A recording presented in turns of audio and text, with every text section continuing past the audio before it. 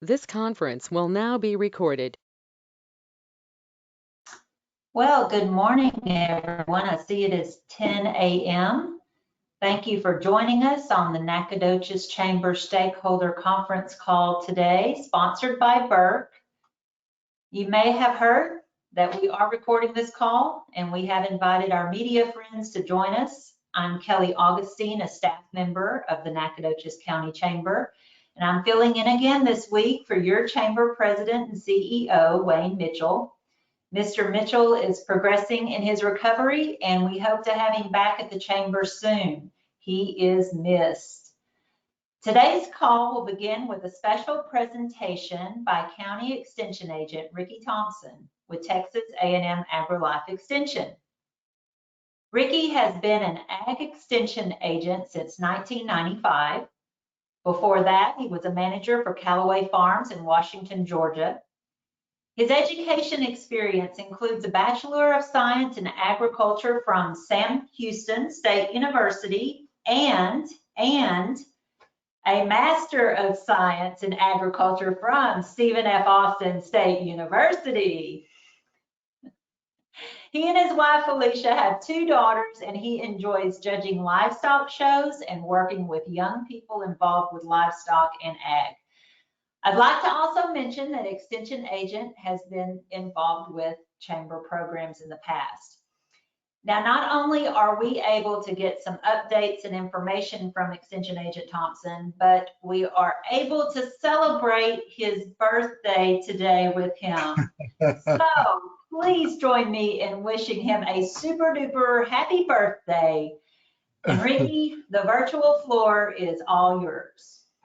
Well, thank you, Kelly, very much for having me on this morning, and it's certainly a pleasure to be here. And yes, thank you all very much for the birthday wish. I actually I ran into Dr. Klein this past weekend. He's my personal physician, and we were discussing, and I told him, I said, Doc, you know, my birthday's coming up, and I revealed to him my age, and he said, well, that's a good age. You should be happy. And I told him, well, I was actually fixing to ask you for some pills that would slow that down some. So nevertheless, it's great to be here this morning, and I appreciate Kelly giving me the opportunity to come before you and just share some thoughts. And I'll begin with telling you some things of where we've been with Extension and where we are right now as far as the springtime of 2021 and this COVID reaction world that we live in today. And then I'll give opportunity if any of you have any questions that you want to share with me, be more than happy to answer those as well.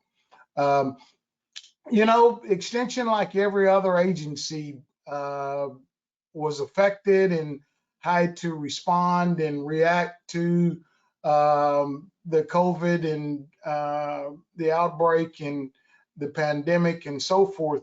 We're an agency that, you know, we are an educational agency. That's what we do is educate people. And so it was hard to do that. And we had to find new ways in order to do that. And but what I'd like to share is you know, how we responded to it. And most people wouldn't know this, but through Texas A&M AgriLife Extension, we have what's called a strike team. And this is a group of agents that are selected throughout the state. And because Extension is recognized in every county, there's certain agents that are selected to be a part of this strike team. So as I myself is one of those members across the state that serves on this strike team. So during the pandemic, we got deployed across the state in different areas. We had the opportunity to work with the governor's office on distributing PPE We also got into picking up test kits during that time period. We worked side by side with the Army Reserves throughout the state, and we delivered, and Pony expressed a lot of test kits as that got ramped up. The governor had a goal to reach in order to get those, get the testing done. And with a lot of the help throughout Extension, we were able to help him to accomplish that. So we're kind of proud of that. We're very proud to be able to work in. But some other things that we've done back in how this group of men or women got started was during the hurricanes. The first team that got deployed was during Hurricane Ike down on the coast, which was several years ago. We go in and set up some pods to help producers and landowners regain their livelihood.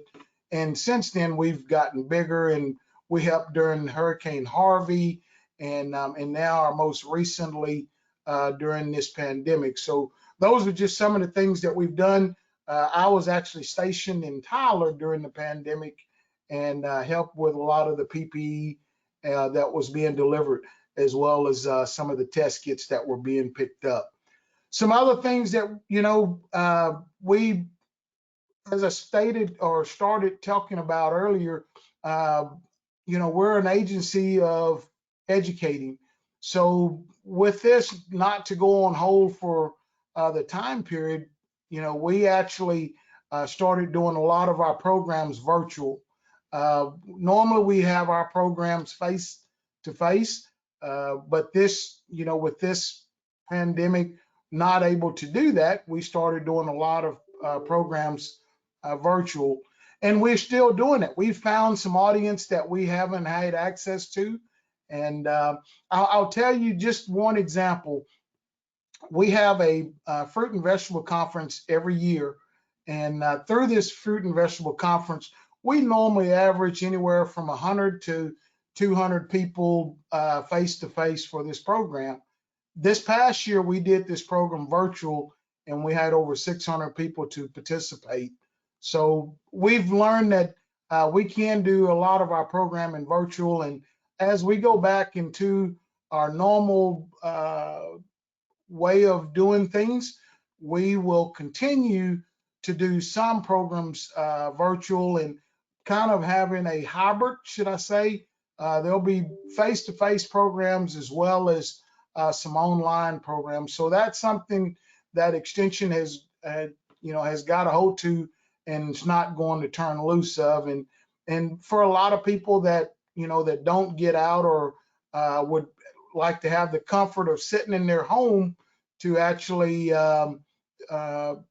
learn about some of these programs and things that we have to offer through the A&M system, they'll have that opportunity too as well.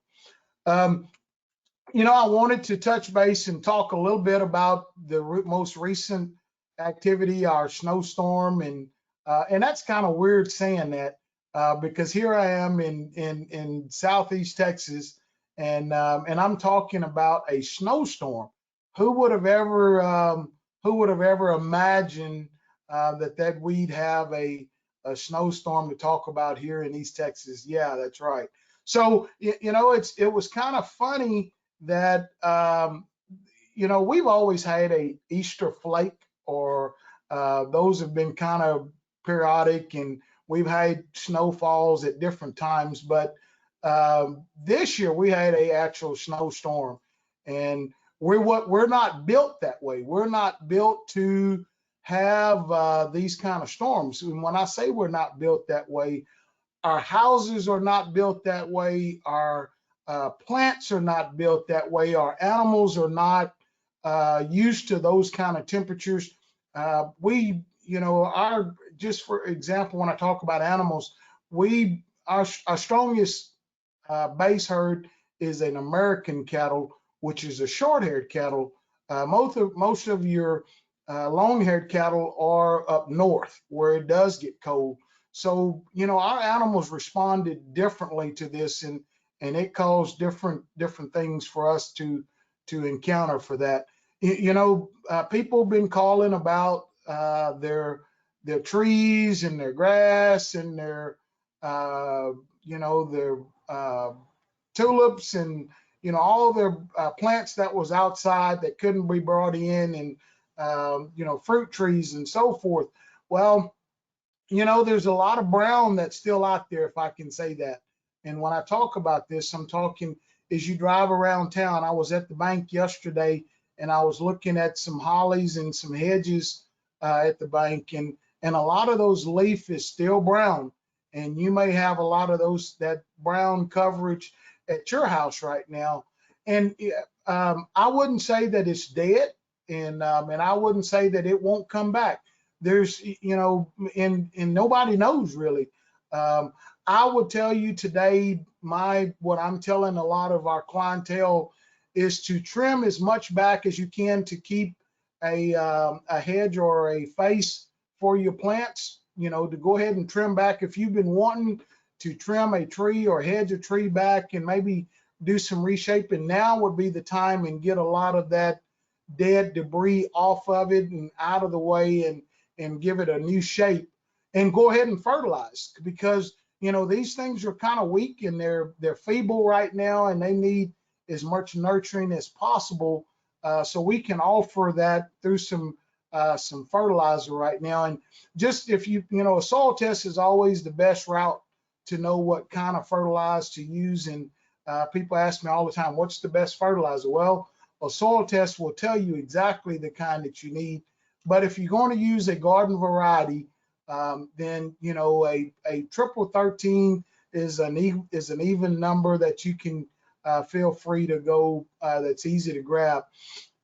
It's springtime right now, and certainly with the grasses and lawns endeavoring the cold that we have, that we just came through. You know, a 16-6-12 is a good fertilizer to put out right now, and that's a good spring. That's an annual fertilizer you can do anytime, and again, that's 16-6-12, and now would be a great time. We're fixing to get out of some of these cool season weeds, and a lot of those are going to be disappearing in our warm season grasses, and will be coming up soon, or they're up, but they're just kind of slow getting started with the cold temperatures that we've had, and we're facing another cold night tomorrow night and tonight. So our summer is kind of slow getting started, but as I said, now would be a great time to get some fertilizer out on your lawn right now. You know, our Master Gardener program is another program that we do a lot with here in Nacogdoches, and it's a very visible program, and we're always looking for new members. And if you're ever in the area for looking for a new organization to join and be a part of, then we'd love to have you be a part of our Master Gardener program. We just completed a class. They're wrapping up. They're fixing to take their test, and yes, you do have to take a test in that in order to be a Master Gardener. There's 50 hours of lecture time provided to you through A&M, through some of our specialists, and some of it by me and some of our Master Gardeners. We put this together, and you get 50 hours of training, and then you complete another 50 hours of volunteer time to actually become a certified Master Gardener. We have a plant sale coming up that's going to be May the 8th, which is Mother's Day weekend. It will be down at our garden on University in Maine, and we'd love if you're out looking for plants and new shrubbery and some maybe a keepsake to give your mom, then certainly come by, and we'd love to have you come by there as well. Kelly, I'm always a good talker, and I love to talk, so you keep me on a watch here, and don't let me go over my time. You know, a 4-H and youth program is another program that I get heavily involved with, and that's probably our most visible program of all. And our youth are very active here in Nacogdoches County, and we do lots of things. We just had our fall fair back in October, and through the pandemic and working with our health department as well as our county judge and commissioners, we were able to have a skeleton show and allow these kids to exhibit their livestock and animals that they had on feed. And through some help of our local radio station as well, we got to, those kids were able to exhibit those animals. And we didn't have the public involved. We closed it off just to keep our numbers down. And but we did get to exhibit those animals as well. This year we just completed our steer show this past March, which was just a few weeks ago. As you know, last year we did not get to have our steer show, and through the help of the local radio station, and Danny Merrill and his crew were able to help us out to raise some funds for those kids last year. This year we were able to have a full show. The public was able to come out and be a part of that, and those kids got to exhibit their animals.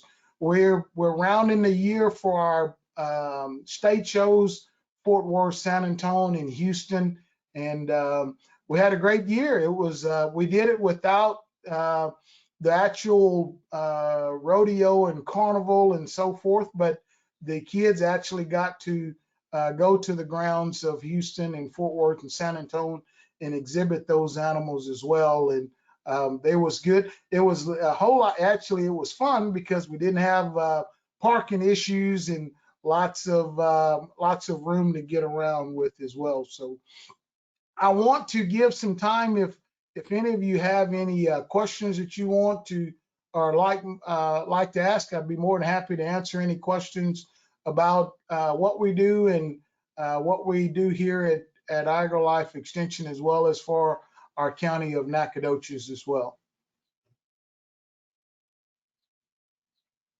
Thank Ricky, you, I have a question. Yes, Donna, go right ahead. Happy birthday. Thank you so much. Facebook is covered up with all sorts of questions about what to do with veggies that have been planted recently because of the upcoming frost. Can you give us our viewers a little tip on that? Yes, most certainly. So we're planning for another freeze in the next day or two, and my suggestion, we get a little trigger happy with putting those plants out. So my suggestion would be to cover those with either coffee cans or milk jugs and those kind of things. Anything that you can cover where frost does not actually lay on the plant leaves themselves and get burned. Now, however, for those further north of us, is probably not going to be more affected by us further, as well as those people that are south of us. And when I say south of us, probably down around Lufkin and the lower end of our region, and maybe even Livingston and those areas, probably not going to get a frost. If I watch the weather people, I'm thinking the lower end will not get a frost, but the upper end will. So anything you can do to cover, if they're soft tissued plants and you have recently set those out, I certainly want to encourage you to protect those as well. Pipes and animals, certainly want to protect those. I don't see this being a hard frost, and I think it's going to last for a short period of time, but soft tissue plants certainly need to protect it during tonight and tomorrow. Thank you. Ricky. I see our chamber chairman of the board would like to know when you're going to host another one of your beef education and cooking classes.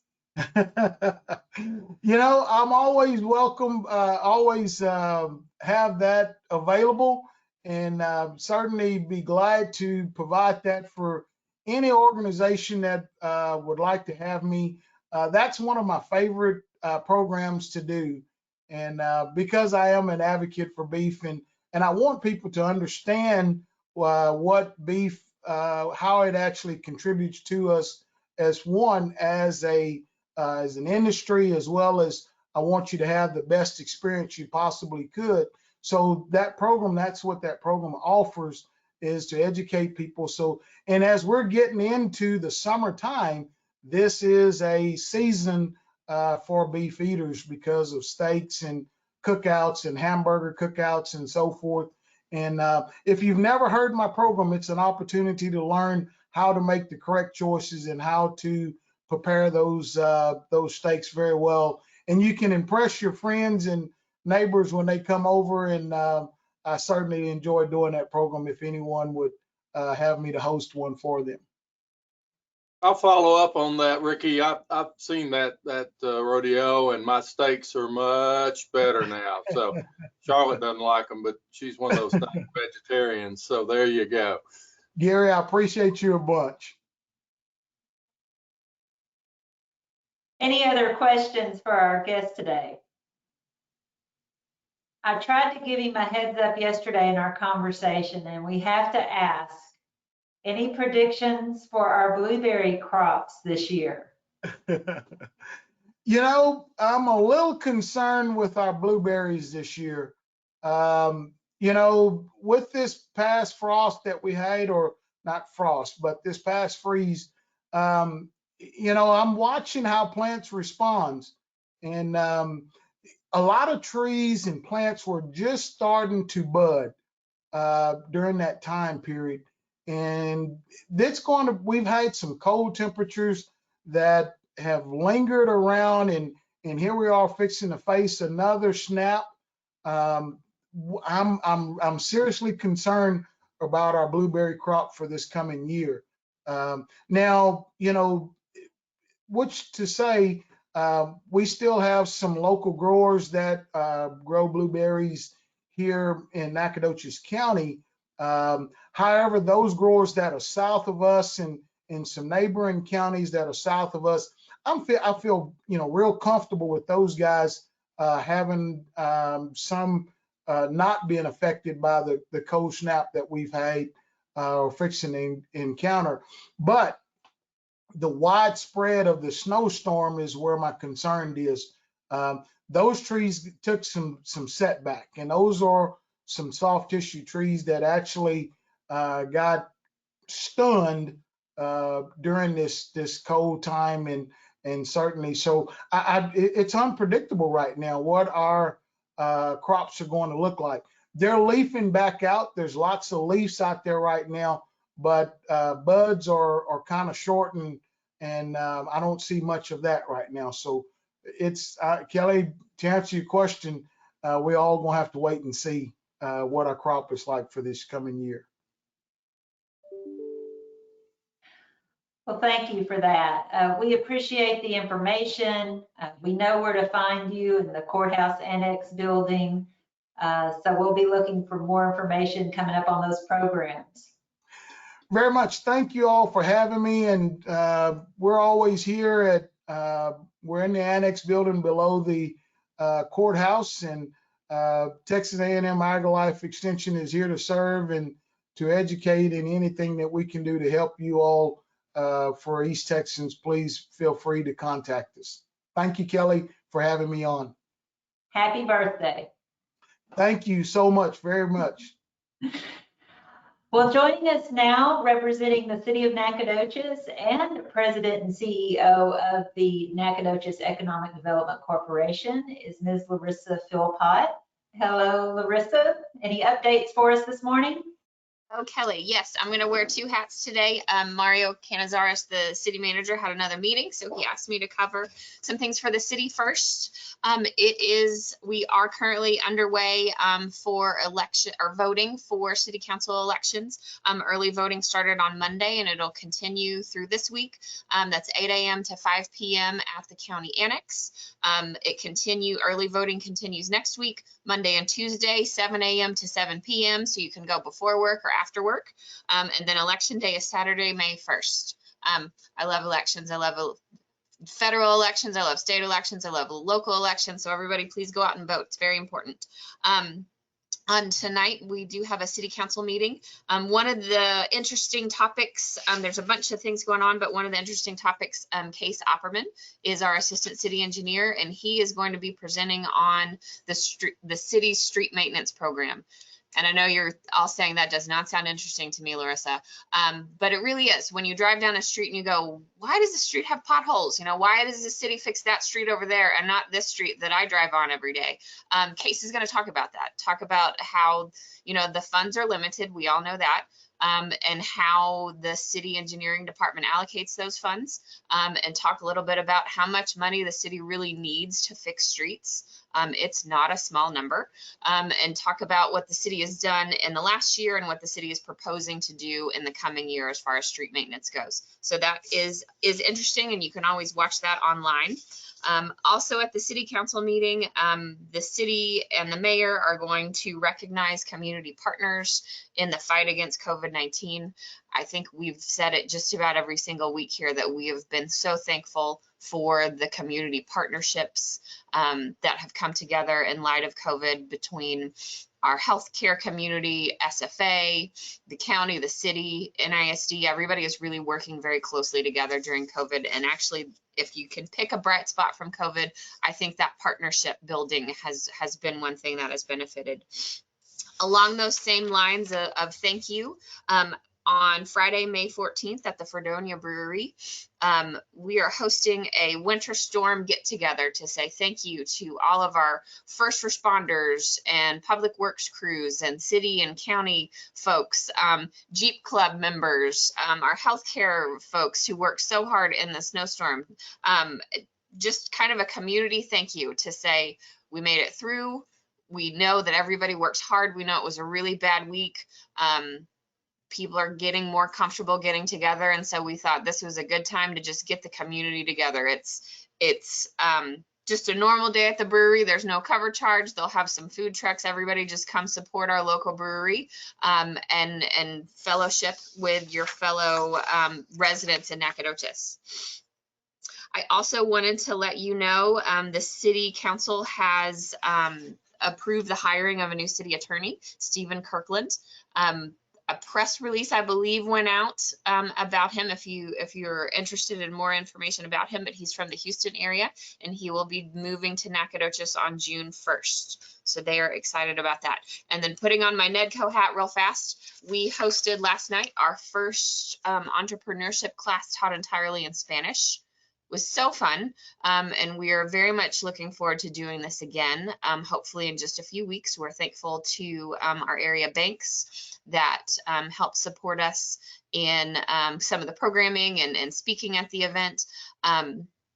And we will come to you guys and let you know when the next one is, because we're just super excited about the activity level that we had in supporting our Spanish-speaking business owners. They're a huge part of our economic activity in Nacogdoches, and we want to make sure that we give them the same support that we give everybody else. And that's all I have, Kelly. Thank you. I'd be happy to answer questions.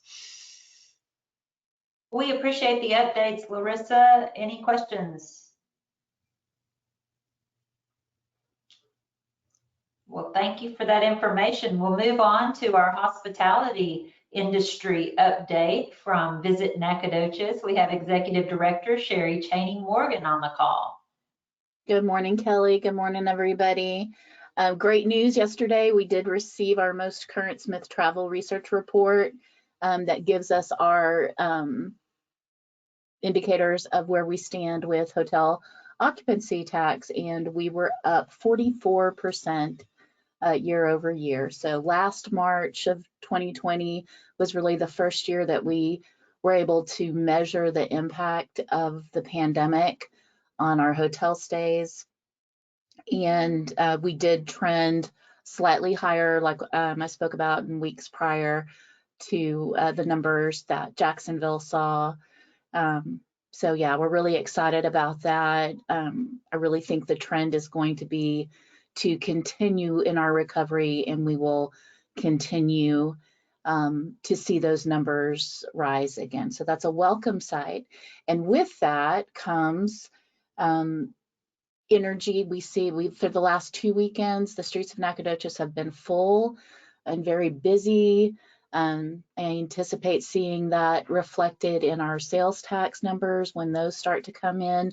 But it's really great to see the innovations and additional pivots of our local businesses to accommodate the influx of guests and visitors that we're seeing, as well as meeting the needs of the residents here. So where Gall's Cafe is now Stonehouse Cafe. They were able to open up during Wine Swirl for a trial run, and they are open Saturdays while they continue to finalize some details. So I encourage everybody to go out and look for them on our brick streets. A little further down on Church Street, the Church Street General Store is a great little sandwich location that's popped up now.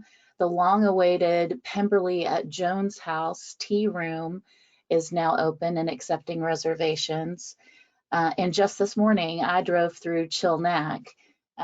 Usually that is to get a frosty beverage in the evening hours, but in the morning, they've expanded their services to include specialty coffees and hot tea and some bakery items.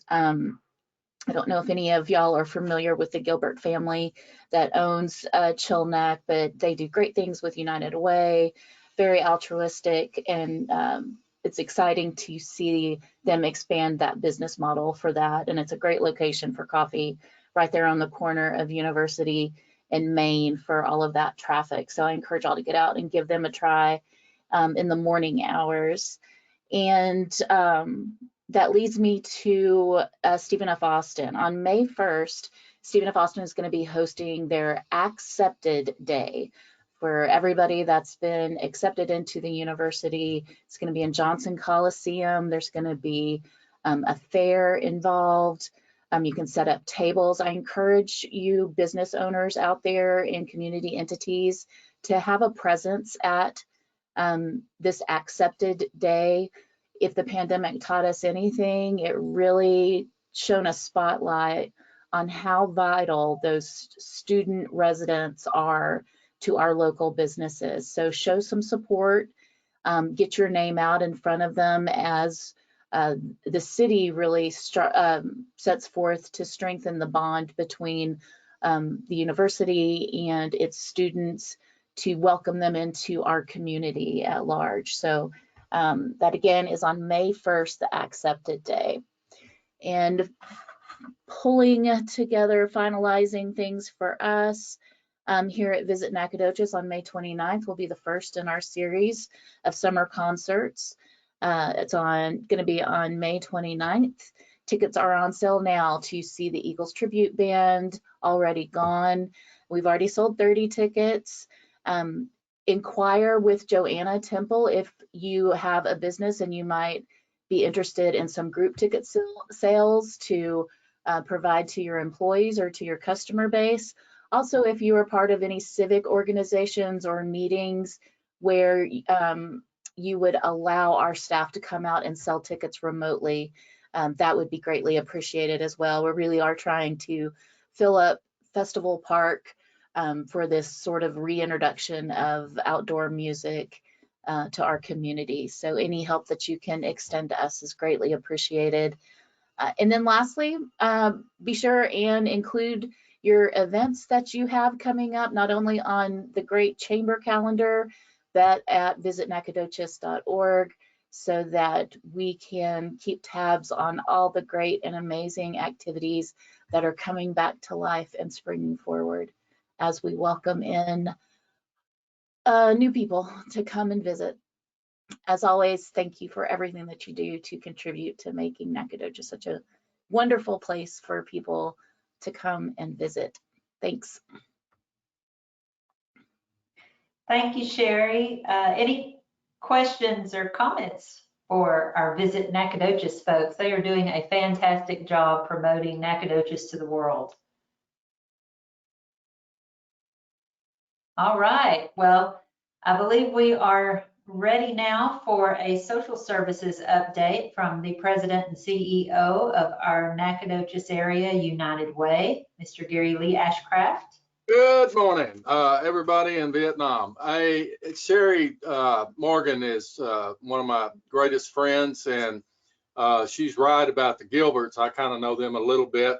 I had that coffee the other morning, and it is awesome. Coffee to me, I drink 3 Yetis a day, it's coffee. But that was really coffee. And I'll tell you something else, since we're on tourism.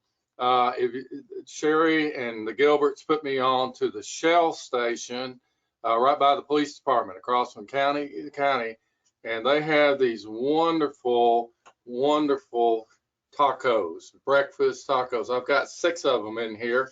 I'm only eating 1, Charlotte, so that's good. And Kenny, we're all on Weight Watchers. Charlotte put me on Weight Watchers, and she lost a lot of weight, but I have not. So be sure to there's so many unique little places to eat. I know where all of them are, and now I know where the Shell station is. The deal is Chris and Chase Gilbert are trying to work out a deal with those folks to sell them out of their window. So you're on your way to the office or away from it.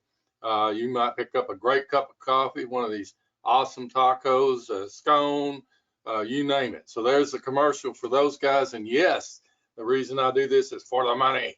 I love the Gilberts, but they are really good investors in the United Way. Now, on social services, I had a meeting yesterday with Kelly. We should get her as a lead on this program. Anita Humphreys, and Anita kind of lays back, but she is really good. If you don't know who she is the CEO of the East Texas Community Healthcare Inc.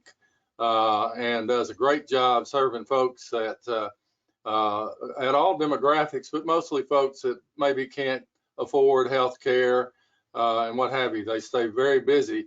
They have been asked or contracted or something. She's going to roll this program out to offer vaccines and testing. You'll be hearing about it soon in kind of kiosk fashion.